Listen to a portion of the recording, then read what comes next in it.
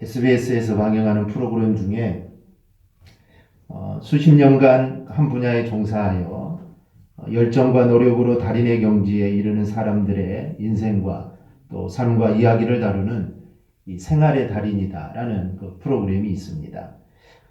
여러분, 달인이 무슨 뜻일까요? 달인은 한자로 이 통달할 달자에 사람인 자를 씁니다. 그래서 널리 사물의 이치와 도리에 정통한 사람이나 또 특정 분야에 통달하여 남달리 뛰어난 역량을 가진 사람을 달인이다라고 합니다. 근데 그 프로그램을 보면 정말 세상엔 우리가 알지 못하는 정말 대단한 사람들이 정말 많은 것을 보게 됩니다. 정말 상상도 할 수 없는 일들을 하고 어떻게 저런 맛을 낼 수 있을까? 이런 요리사들도 정말 많이 나옵니다. 그런데 달인들이 그만한 경지에 이를 수 있었던 이유는 아마 수십 년간의 부단한 노력 때문일 겁니다. 정말 수십 년 동안 반복해서 만들고 또 만들고 이런 반복하는 과정을 통해 이 달인의 경지에 바로 이르렀을 겁니다. 아마 이 노력과 이 세월이 이 달인을 만들어낸 것 같습니다. 그렇다면 목회를 한 30년 정도 하면 어떤 모습이 될까요? 아마 목회의 달인이 아마 되어 있을 겁니다. 그래서 성도들의 눈빛만 봐도 무슨 고민을 하고 있구나 알아차릴 수 있고, 또 성경 어떤 본문을 갖고 설교를 하더라도 적어도 이 헛된 소리는 안 하는 정도는 아마 되어 있을 겁니다. 그런데 이 37년간 목회를 하신 어떤 목사님이 이런 글을 남겼습니다. 제가 20대 초반부터 목회를 시작해서 지금까지 37년간 목회를 했습니다. 지금 교회는 특별한 일이 없는 한 그대로 잘 진행되어 나갈 겁니다. 하지만 저는 요즘 굉장한 고민을 합니다. 장로님한테는 은퇴를 조기 하겠다고 말씀드려 놓았습니다. 왜 이런 생각을 하는가 하면 아무리 해도 더 이상 나아지질 않습니다. 제 목회는 우리 성도들한테는 한계에 이른 것 같습니다. 겉보기는 잘 돌아가지만 아무런 문제가 없지만 그대로 그냥 해도 지금처럼 안정적으로는 가겠지만 그래도 저는 심각하게 고민이 됩니다. 이 목사님의 고민은 자신의 목회가 틀렸다라는 것이 아닙니다. 성도들이 더 발전을 해야 하는데 자신의 목회로는 성도들이 더 성장하지 않을 것 같아서 자기는 고민이다라는 겁니다. 30년간 목회를 한 사람의 고민은 다른 것이 아닙니다. 즉 성도들이 더 성도답게 변화되는 것에 관심이 있고 그것이 멈춘 것 같으면 견딜 수 없는 겁니다. 정말 매 주일 말씀이 선포되는데 그 선포되는 말씀을 통해 변화되지 않는 성도들을 바라본다면 아마 목사는 고민이 많을 것이고 당연히 괴롭기도 하는 것은 이거는 당연한 겁니다. 유튜버로 유명한 이 도티라는 유튜버가 있습니다. 일명이 초통령이라고 하는데 이 초등학생들에게는 대통령이라고 불리는 이 유튜버입니다. 이 도티라는 사람의 말이 얼마나 대단한지 이 초등학생들이 이 도티의 말을 정말 잘 듣는다는 겁니다. 즉 엄마의 말은 정말 안 들어도 이 도티의 말은 정말 잘 듣습니다. 그래서 어떤 어머니는 우리 아이가 정말 당근을 안 먹는데 정말 당근을 좀 잘 먹을 수 있도록 좀 말 한 번만 좀 해주세요 라고 이렇게 부탁을 합니다. 그러면 이 도티가 당근은 몸에 좋으니까 먹어야 해요 라고 말 한마디만 하면 당근을 먹지 않던 아이가 당근을 먹습니다. 얼마나 놀라운 변화입니까? 엄마도 변화시킬 수 없는데 이 도티의 말 한마디면 다 변화가 됩니다. 그런데 정말 몇 시간 전해지는 목사의 설교를 통해 변화된 모습이 조금도 보이지 않는다면 당연히 목사는 괴로워하고 고민이 많아질 겁니다. 이 목사님의 글을 읽으면서 보면서 신앙에 대해서 다시 한번 좀 생각해 보게 되었습니다. 과연 신앙이라는 게 과연 무엇이기에 정말 37년간 목회를 하셨던 이 목사님이 이런 고민을 하게 될까? 그러면서 생각한 것이 우리가 신앙이라는 말을 너무 막연하게 사용한다라는 것입니다. 우리는 그저 누군가 교회를 다니고 있으면 이 사람은 신앙을 가졌다라고 이렇게 판단을 합니다. 또 교회에 다니는 사람들끼리 만나면 우리는 당연히 우리는 신앙인의 집단이다 라고 이렇게 생각을 합니다. 그런데 고민은 정말 신앙을 가졌다는 사람들이 정말 그렇게 많은데 하나님의 나라의 모습은 왜 나타나지 않느냐라는 겁니다. 또 신앙이라는 틀에서 갖는 모임이 얼마나 많습니까? 그런데 이 사회는 전혀 성경적인 원리들이 통하지 않는다라는 겁니다. 우리가 어디 가서 내 자신을 소개할 때 자신도 목사라고 또 장로라고 또는 집사 또 권사라고 소개하는 사람들이 정말 제법 많은데 그 모임에서도 거룩한 모습을 찾기는 어렵다라는 겁니다. 우리나라 국회의원 중에 기독교인이 얼마나 될까요? 2012년 19대 국회의원 선거에서 기독교인 전체 300명의 의원 중에 자신이 기독교인이다라고 쓴 사람은 107명에 당선이 됐습니다. 107명이 당선됐습니다. 그 중에는 장로가 6명, 목사가 또 비례대표로 1명이 들어가 있습니다. 그리고 2016년 4월에 실시된 제20대 국회의원 선거에는 기독교인 국회의원이 88명입니다. 전체의 약 30% 정도 됩니다. 그런데 그 모임에서도 거룩한 모습을 찾기는 어렵다라는 겁니다. 만약에 그동안 기독교인 국회의원들이 성경에서 말씀하고 있는 교훈대로 정말 빛과 소금의 역할을 제대로 잘 감당하기만 했어도 아마 오늘날 우리나라의 정치나 경제는 지금보다 훨씬 더 나아졌을 것입니다. 그렇다면 왜 이런 현상이 나타나게 될까요? 그 이유는 우리가 신앙의 핵심적인 것은 도외시한 채 그저 교회에 다니는 것을 우리가 신앙이라고 생각하기 때문에 이러한 일들이 일어납니다. 그래서 오늘은 그러면 참된 신앙인이라면 어떤 특징이 있어야 되는가? 우리가 이 부분에 대해서 우리가 함께 생각해 보려고 합니다. 그런데 오늘 본문이 너무나 적절하게 오늘 참된 신앙인이라면 어떤 특징들을 보여주는가? 여기에 대해서 오늘 본문이 우리에게 정확하게 말씀해 줍니다. 본문은 참된 신앙에 대해서 이렇게 이야기합니다. 첫째, 참된 신앙에는 반드시 고백이 있습니다. 보통 교회 다니면 신앙을 가졌다라고 말을 하는데 그렇다면 교회 다니는 사람은 모두 신앙을 가진 자라고 우리가 할 수가 있을까요? 종교적 행사는 누구나 다 할 수 있습니다. 고대로부터 지금까지 종교가 없었던 적은 없습니다. 고대에는 집단적이고 또 국가적인 제사와 의식이 있기도 했습니다. 현대에는 그런 집단적인 제사나 의식은 없지만 저마다의 종교 집단은 여전히 모여서 그들만의 종교적인 행사를 합니다. 제가 군에 있을 때는 이 1인 1종교 정책이 있었습니다. 그래서 다 종교 하나씩을 믿어야 됩니다. 무교도 종교를 가져야 됩니다. 이제 잠깐의 그런 일이 있었는데, 그래서 주일이 되면 최소 인원만 근무를 서고 모든 사병들이 종교 행사를 갑니다. 그래서 교회를 가든지 아니면 성당에 가든지 절에 가든지 내가 무교에도 세 군데 하나는 골라서 가야 합니다. 그래서 어디든지 한 곳을 가야 합니다. 그러니 종교적인 행사를 하는 것으로 참된 신앙을 가졌는지는 이거는 알 수가 없습니다. 범위를 좁혀서 교회로 우리가 좀 생각해 보면 찬송하고 기도하고 구제하는 것도 그렇습니다. 물론 본질적인 의미에서는 이 믿음을 가진 자만이 찬송하고 기도하고 구제할 수 있습니다. 그런데 이런 행위 자체만 놓고 우리가 이야기하면 신앙이 없는 사람도 그런 흉내는 충분히 낼 수 있습니다. 즉 신앙이 없어도 찬송할 수 있고 신앙이 없어도 기도할 수 있고 신앙이 없어도 구제할 수 있습니다. 그리고 자신이 그런 흉내를 내면서 야 나는 정말 대단한 신앙을 가지고 있다 이렇게 착각하는 사람들도 많습니다. 즉 겉으로 드러나는 종교적인 활동만 가지고는 신앙에 대해서 이야기하기는 좀 부족합니다. 그럼 참된 신앙은 무엇으로 구분할 수 있습니까? 참된 신앙의 구분은 고백으로 이루어지는 겁니다.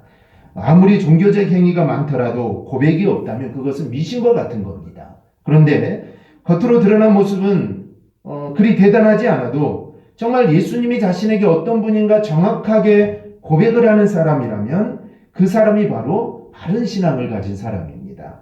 오늘 본문을 보면 주님께서 제자들에게 무엇을 물어보십니까? 18절 우리 함께 봉독합니다. 18절 함께 봅니다. 예수께서 따로 기도하실 때 제자들이 주와 함께 있더니 물어 이르시되 무리가 나를 누구라고 하느냐? 예수님은 무리가 나를 누구라고 하느냐 물으십니다. 즉 예수님은 사람들이 나에 대해서 어떻게 이야기하는지를 지금 제자들에게 묻습니다. 제자들은 사람들이 예수님에 대해서 어떻게 이야기하는지 전해드립니다. 세례 요한이라고 하는 자들도 있고 엘리야라고 하는 자들도 있고 또 선지자 중 하나라고 이야기하는 자들도 있다고 합니다. 라고 예수님께 전해줍니다. 사람들은 예수님에 대한 소문을 들었습니다. 그래서 예수님이 누군지 알기는 합니다. 하지만 아직까지 저들이 안다고 이야기하는 정도는 고백에까지 이르지 않는 것을 볼 수 있습니다. 그저 듣기에 예수님은 어떤 분 같다, 이 정도 이야기드립니다. 세례 요한, 엘리야, 선지자 중 하나, 모든 뛰어난 인물임에는 틀림없지만 예수님을 설명하기에는 이건 좀 부족한 내용들입니다. 그러자 주님이 또 뭐라 합니까? 20절을 보면 예수께서 이르시되 너희는 나를 누구라 하느냐. 즉 예수님은 사람들이 나를 누구라고 하는 것 말고 제자들, 즉 너희들은 나를 누구라고 생각하느냐. 즉 주님은 제자들이 하는 고백을 듣기를 원하셨습니다. 즉 세상 사람들의 고백이 아니라 정말 나를 따라다니던 그럼 너희들은 나를 누구라 하느냐. 이 말은 주님께서는 고백을 듣고 싶어 하신다라는 것입니다. 마치 엄마 아빠가 아이들한테 사랑해 이런 말을 듣고 싶어 하듯이 예수님도 제자들의 고백을 지금 듣고 싶어 하십니다. 주님은 신앙의 시금석으로 당신에 대한 고백을 듣기를 원하셨습니다. 그러니 우리가 정말 참된 신앙을 가졌다라고 이야기하려면 주님에 대한, 하나님에 대한 우리는 참된 고백을 가져야 합니다. 내가 교회를 얼마나 다녔다, 아니면 나는 어떤 직분을 가졌냐가 아닙니다. 그런 자랑들은 바리새인들이 하는 것들입니다. 그런 자랑거리는 절대로 주님의 마음을 사로잡지 못합니다. 오히려 주님은 길거리에서 만나는 병자들, 또 이방인들, 또 여인들이 이야기하는 낫기를 원합니다 라는 이 말에 주님은 더 많은 가치를 두셨습니다. 적어도 이 낫기를 원한다라는 이 말 속에는 예수님에 대해서, 즉 예수님만이 내 병을 고칠 수 있음을 나는 믿습니다 라는 말이 그 안에 담겨져 있습니다. 즉 모두들 지금 예수님에 대한 신앙 고백을 하고 있는 것입니다. 즉 예수님은 낫게 하실 수 있습니다. 이런 신앙 고백입니다. 그래서 그렇게 고백을 듣기를 원하셨던 주님인데 이들이 이런 고백을 하니 주님의 마음이 얼마나 기쁘셨겠습니까? 우리가 알아야 할 점이 바로 이것입니다. 예수님에 대해서 고백하는 자만이 참된 신앙을 가진 자입니다. 예수님에 대한 고백 없이는 그거는 그저 종교적인 열성만 남을 뿐입니다. 그럼 너희는 나를 누구라 하느냐, 이 주님의 질문에 베드로가 어떻게 대답을 합니까? 우리 20절 함께 보겠습니다. 20절입니다. 예수께서 이르시되 너희는 나를 누구라 하느냐. 베드로가 대답하여 이르되 하나님의 그리스도이니이다 하니. 아멘. 하나님의 그리스도이십니다 라고 대답을 합니다. 이 말을 듣자 주님은 21절에서 아무에게도 이 말을 이르지 말라 라고 말을 합니다. 즉 다른 사람들이 세례 요한, 엘리야, 선지자 중에 하나다 라고 했을 때는 주님이 아무 말씀하지 않았는데 베드로가 하나님의 그리스도이십니다 라는 말을 하자 이 말은 다른 사람이 아무에게도 말하지 말라 당부를 합니다. 베드로가 신앙 고백의 진수를 지금 보여준 겁니다. 근데 주님은 왜 아무에게도 말하지 말라고 했을까요? 그 이유는 아직 주님께서 드러날 때가 아니시기 때문입니다. 아직 하나님이심을, 하나님의 아들이심을 드러날 때가 되지 않았기 때문에 베드로에게 아무에게도 말하지 말라라는 겁니다. 이 말은 그만큼 베드로의 고백은 주님에 대한 가장 정확한 고백이었다는 겁니다. 즉 베드로는 주님에 대해서 가장 정확하게 알고 있었습니다. 그렇기 때문에 주님이 절대로 말하지 말라라고 말씀한 겁니다. 그런데 우리가 생각해야 할 또 하나가 있습니다. 주님에 대해서 고백을 하되 바른 고백을 해야 됩니다. 바른 고백. 세상 사람들은 세례 요한이다, 엘리야다, 선지자 중에 하나다라고 말이 고백입니다. 이렇게 고백을 했습니다. 근데 베드로는 하나님의 그리스도입니다 라고 고백을 했습니다. 그래서 우리가 고백을 할 때도 바른 고백을 해야 됩니다. 즉 베드로와 같이 정확하게 우리는 주님에 대해 이야기해야 됩니다. 즉 베드로는 예수님은 하나님 아버지께서 보내신 분이라는 것이고 그리고 예수님이 바로 약속된 메시아라는 그런 말입니다. 이 그리스도라는 말에 해당되는 히브리어는 이 메시아입니다. 즉 우리가 주님을 고백한다고 할 때 정말 우리가 정말 아무리 아름다운 미사 여구가 많이 들어간다 하더라도 그를 하나님 보내신 메시아라고 고백하지 않는 것은 이건 아무런 소용이 없습니다. 정말 아무리 화려하게 주님을 고백한다고 해도 이 하나님 보내신 메시아, 이 고백이 꼭 들어가야 됩니다. 마가복음 10장을 보면 어떤 청년이 주님께 찾아와서 주님 앞에 무릎을 꿇으면서 이렇게 말합니다. 예수께서 길에 나가실 새 한 사람이 달려와서 꿇어 앉아 묻자오되 선한 선생님이여 내가 무엇을 하여야 영생을 얻으리이까. 이 사람은 선한 선생님이여 라고 말합니다. 즉 예수님을 보고 선한 선생님이라고 이야기했다면 어느 정도 정말 멋진 말을 한다라고 할 수가 있습니다. 그러나 그 청년은 주님과 대화를 한 후에 근심하며 돌아가고 말았습니다. 이 청년은 예수님에 대해서 하나님이 보내신 메시아라는 고백을 하지 못했습니다. 그래서 주님이 내게 아직 한 가지 부족한 것이 있으니 가서 내게 있는 것을 다 팔아 가난한 자들에게 주라. 그리하면 하늘에서 보화가 내게 있으리라. 그리고 와서 나를 따르라 말씀하시자 그는 돌아간 것입니다. 이 말은, 이 모습은 참된 신앙의 고백이 얼마나 중요한가를 알 수가 있습니다. 이 청년은 예수님에 대해서 그리스도시요 메시아시요 구원자라는 고백을 할 수 없었습니다. 만약에 이 청년이 그런 고백을 했다면 예수님이 말했을 때 그는 주님을 따랐을 것입니다. 하지만 이 청년의 눈에는 그냥 선한 선생님입니다. 선한 선생님인데 다 버리고 나를 따르라 하니 어떻게 따라갈 수 있겠습니까? 그래서 그는 도망가고 자기 집으로 돌아간 것입니다. 즉 참된 신앙 고백이 얼마나 중요한가를 우리가 볼 수 있습니다. 우리 사랑하는 성도 여러분, 우리 신앙의 진정성을 가리는 시금석은 바로 신앙 고백에 있음을 우리가 믿으시기를 바랍니다. 즉 예수님을 하나님이 보내신 이 메시아로 고백하는 자라면 그는 참된 신앙을 가진 자입니다. 하지만 아무리 거창한 이야기를 한다 해도 이 고백이 없으면 참된 신앙이라고 할 수가 없습니다. 그리고 주님은 당신에 대해서 바르게 고백하는 것을 원하십니다. 그러니 우리는 예수님은 하나님이 보내신 그리스도라고 고백함으로써 우리의 신앙을 주님께 보여드려야 됩니다. 즉 주님은 우리의 신앙을 보고 싶어 합니다. 즉 제자들에게 너희는 나를 누구라 하느냐? 주님은 그들의 고백을 듣고 싶어 하셨습니다. 마찬가지로 주님은 우리의 고백을 듣고 싶어 하십니다. 그런데 우리의 신앙 고백, 정말 참된 신앙 고백을 듣고 싶어 하십니다. 바로 우리는 이러한 고백을 주님께 드릴 수 있는 성도들이 되어야 됩니다. 이게 바로 참된 신앙입니다. 라는 것을 우리가 기억하고 기도할 때마다 또 우리의 삶을 통해 늘 주님께 고백하는 우리 성도님들이 되시기를 주님의 이름으로 축원합니다. 둘째는 참된 신앙은 반드시 구원을 이야기합니다. 주님은 고백하는 자들에게 아주 중요한 말씀을 해주셨습니다. 즉 베드로가 고백을 했지만 이 베드로의 고백은 이 제자들의 고백입니다.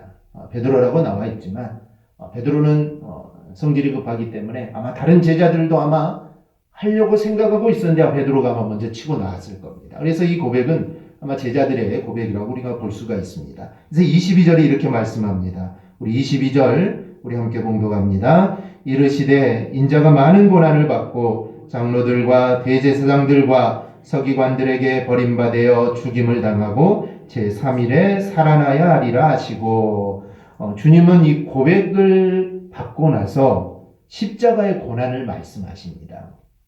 십자가의 고난이란 우리의 죄악을 대신해서 형벌을 받는 것이고 죄값을 대신 치르는 것이 십자가의 고난입니다.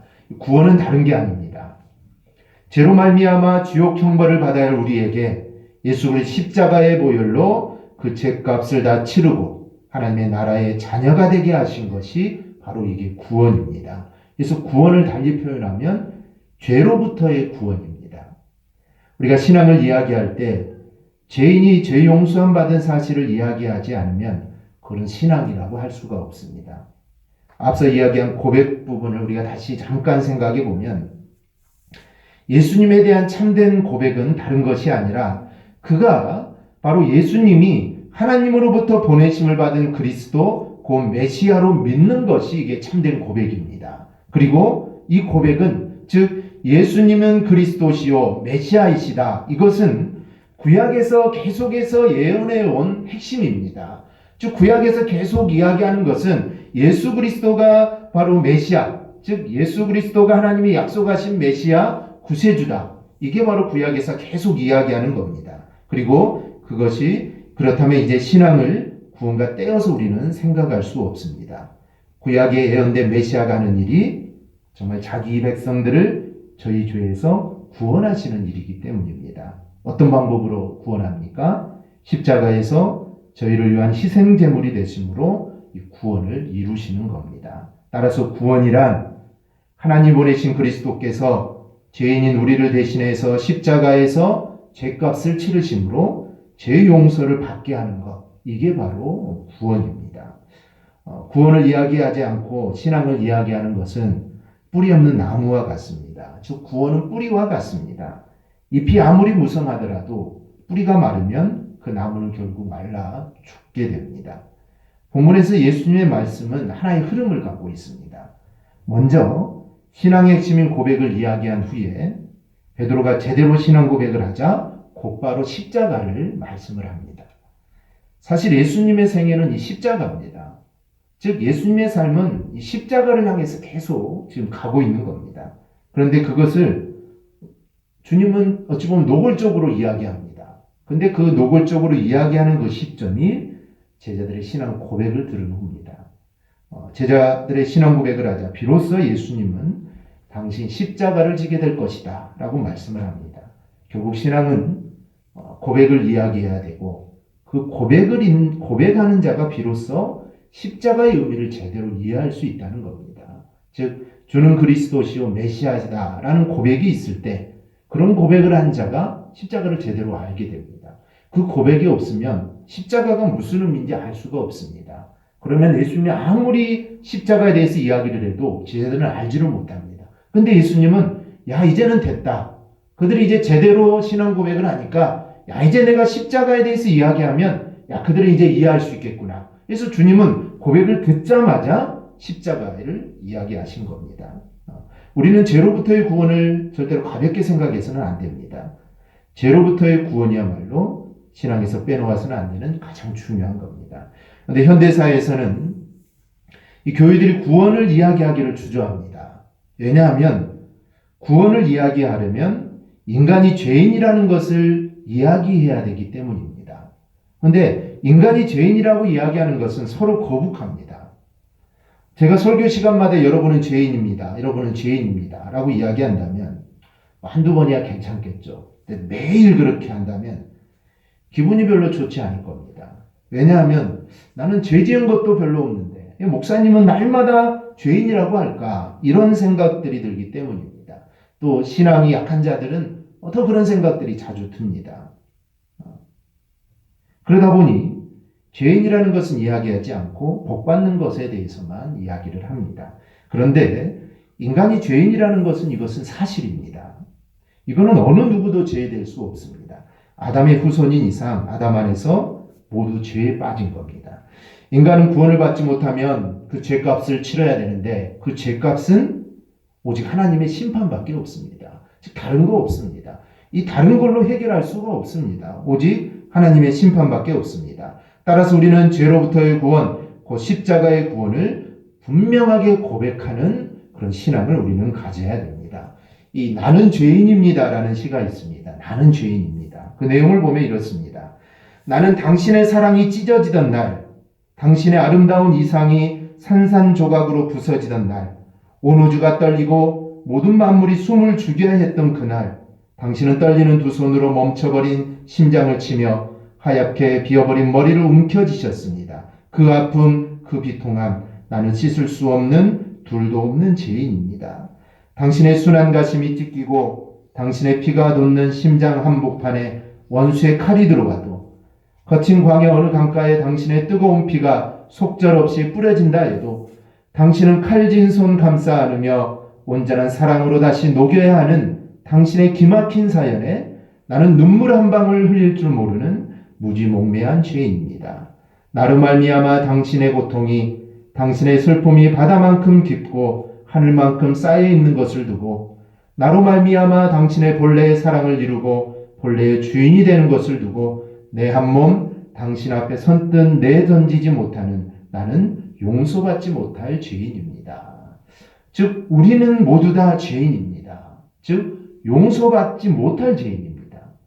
이러한 고백이 늘 우리 안에 있어야 합니다.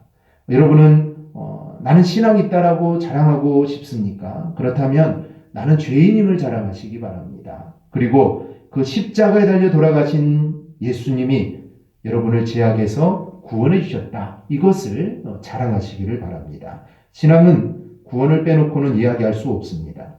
즉 주님이 나를 위해 죽으심으로 내가 구원받았다라는 이 사실을 우리가 명심하고 우리가 신앙생활하기를 주님의 이름으로 축원합니다. 셋째는 참된 신앙은 영광의 길이 아니라 고난의 길을 감당합니다. 우리는 주님의 이야기의 흐름을 잘 파악해야 합니다. 주님은 당신이 십자가를 지시는 것만 말씀하지 않았습니다. 즉 내가 십자가를 진다라고 했지만 주님은 그것만 이야기하지 않고 주님은 제자들에게 자신의 십자가를 질 것을 말씀합니다. 즉 너희도 너희의 십자가를 지라는 겁니다. 나는 나의 십자가를 질 건데 너희도 너희의 십자가를 지라. 주님이 받을 고난을 이야기하면서 자연스럽게 이 말씀을 연결합니다. 이제 23절 이후가 모두 이에 대한 내용입니다. 23절을 보면 또 무리에게 이르시되 아무든지 나를 따라오려거든 자기를 부인하고 날마다 제 십자가를 지고 나를 따를 것이니라. 참신앙을 가진 자는 주님을 따릅니다. 그런데 주님을 따르는 길은 세상과 반대되는 길을 가는 겁니다. 그러니 세상 사람들로부터 멸시와 천대를 받을 것을 우리는 각오해야 합니다.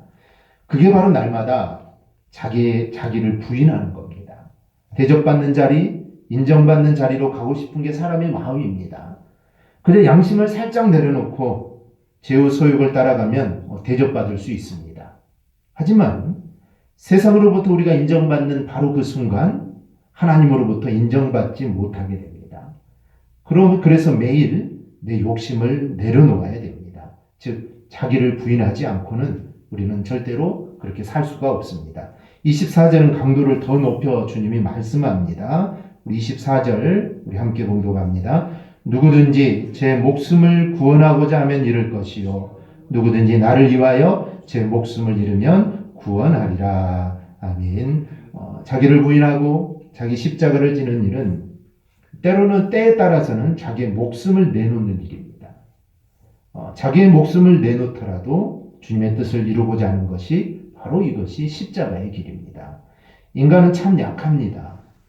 그러다 보니 늘 배신을 합니다. 신앙을 가졌다고 이야기하는 성도들도 고난 앞에서는 신앙을 헌신짝처럼 버리는 경우들이 있습니다. 그런데 그런 자신들의 모습을 보면서 하나님 아버지 앞에서 심판을 받을 것을 생각을 해야 됩니다. 만약 하나님께서 마지막 날에 그때 나 자신을 부끄럽게 생각하신다면 이 얼마나 비참하겠습니까?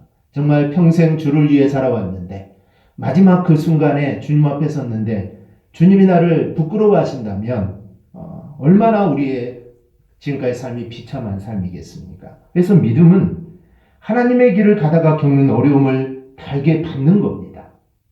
주님 앞에 섰을 때를 생각하며 참는 겁니다.